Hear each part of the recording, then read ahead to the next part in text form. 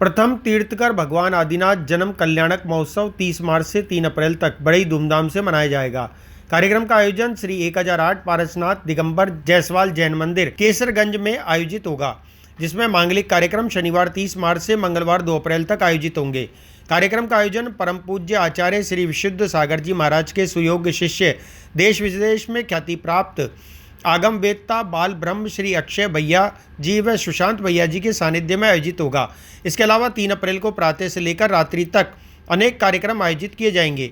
आज इसी संदर्भ में पारसनाथ दिगंबर जायसवाल जैन मंदिर कमेटी केसरगंज अजमेर में सकल दिगंबर जैन समाज के द्वारा प्रेस वार्ता आयोजित कर जानकारी दी गई कि जैन धर्म के प्रथम तीर्थंकर भगवान आदिनाथ स्वामी का जन्म कल्याणक महोत्सव चैतवदी नवमी आगामी 3 अप्रैल को हम लोग हर्षोल्लास के साथ मना रहे हैं। अजमेर नगर में सन 2000 से ये बहुत बड़ा जुलूस विशाल उत्सव हम लोग सकल दिगंबर जैन समाज के माध्यम से मना रहे हैं। भगवान ऋषभ देव का जन्म अयोध्या नगरी में हुआ था। नाभि राय और मरु देवी उनके माता पिता थे और प्रथम तीर्थंकर के रूप में उन्होंने इस पृथ्वी पर अवतरित हुए। हम सभी लोगों को सौभाग्य मिला कि उनके जन्म कल्याण को हम लोग मना रहे हैं। दिनांक 3 तारीख को सर्वप्रथम 5 बजे ब्राह्मी महिला मंडल के द्वारा मंगल गीतों का आयोजन किया गया। उसके पश्चात ध्वजारोहण और 8:30 बजे एक बहुत बड़े स्तर पर भव्य शोभा यात्रा का आयोजन किया गया है। शोभा यात्रा केसरगंज मंदिर से प्रारंभ होकर के GCA बाबू मोहल्ला Arya Samaj road station road मदार गेट और मदार गेट के पश्चात गांधी भवन होते हुए गवंडसपुरा और आदिनाथ मार्ग होते हुए केसरगंज जैन मंदिर पर संपन्न होगी और उसके पश्चात एक बहुत बड़ी सभा आदिनाथ मार्ग पर आयोजित की जाएगी, जिसमें हमारे बाल ब्रह्मचारी भैया परम आदरणीय श्रीमान अक्षय भैया और सुशांत भैया जी उपस्थित हो रहे हैं। उनकी एक बहुत मांगलिक सभा वहाँ पर आयोजित की जाएगी और साथ में हमारे बीच में जबलपुर से सुप्रसिद्ध गायिका भजन गायिका श्रीमती संगीता जी जैन भी उपस्थित हो रही हैं, जो अपने सुमधुर भजनों से हम सब लोगों को आनंदित करेंगी। एक बहुत बड़ी सभा सभी लोगों के सानिध्य में सभी लोगों की उपस्थिति में आयोजित की जाएगी।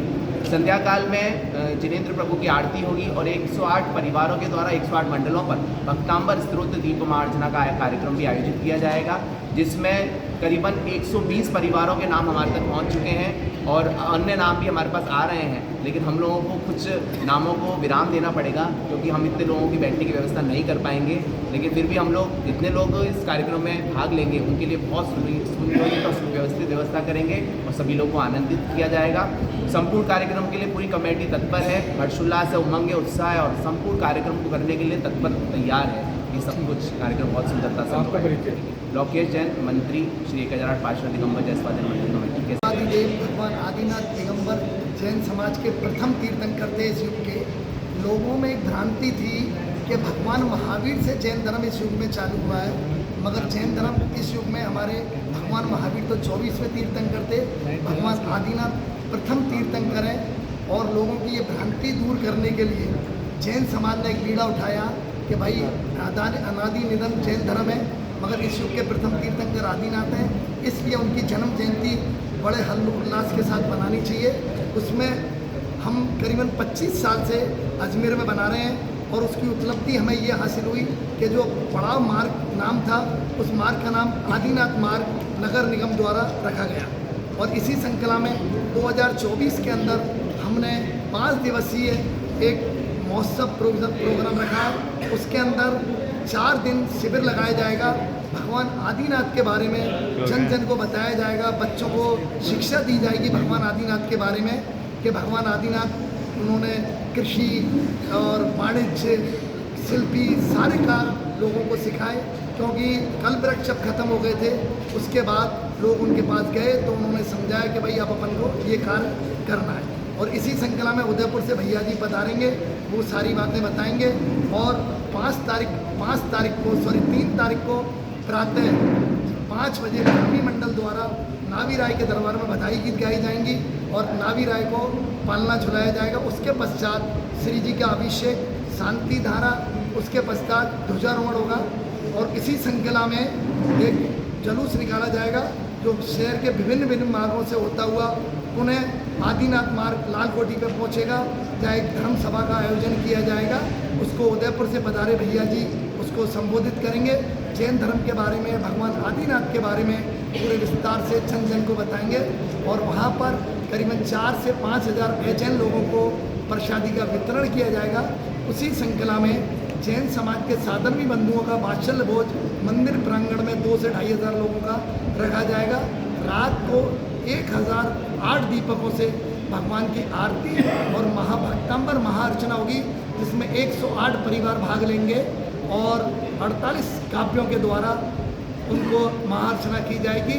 उसके पश्चात जो 5 दिन का जो शिविर चलेगा, जिन्होंने भी पार्टिसिपेट किया है उनको सांत्वना पुरस्कार, प्रथम द्वितीय तृतीय सबको पुरस्कार दिया जाएगा। ऐसा पूरा आयोजन किया जा रहा है। हम ये चाह रहे हैं जो मीडिया परिवार हमारा 25 साल से साथ दे रहा है, जन जन तक पहुंचाना कि भगवान आदिनाथ इस युग के प्रथम तीर्थंकर है, भगवान महावीर तो 24वें तीर्थंकर है। हम पूरे मीडिया का बहुत बहुत आभार करते हैं कि वो हर साल हमें ऐसा सहयोग देती है और देती रहे। मनोज जैन, संयोजक, आदिनाथ जयंती महामहोत्सव।